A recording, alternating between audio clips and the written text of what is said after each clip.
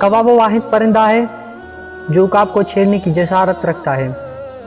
वो उसकी पीठ पर बैठ जाता है और उसकी गर्दन काटता है। ताहम उकाब कौवे को कोई जवाब नहीं देता और ना ही उससे लड़ता है।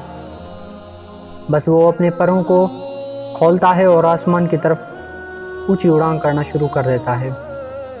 उकाब की ऊंची उड़ान की वजह से कौवे को सांस लेने में दुश्वारी होती है और ऑक्सीजन की कमी की वजह से कौवा नीचे गिर जाता है।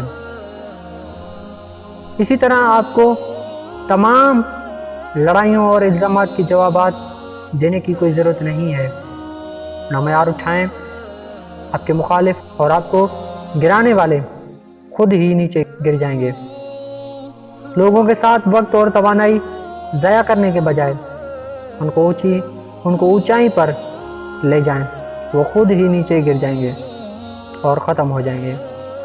आपका दुश्मन आपकी पीठ पर बैठ सकता है और आपकी गर्दन भी काट सकता है, लेकिन ये याद रखें, तोड़ सिर्फ तेज़ रफ्तार के लिए नहीं और ना ही जंग सिर्फ ताकतवरों के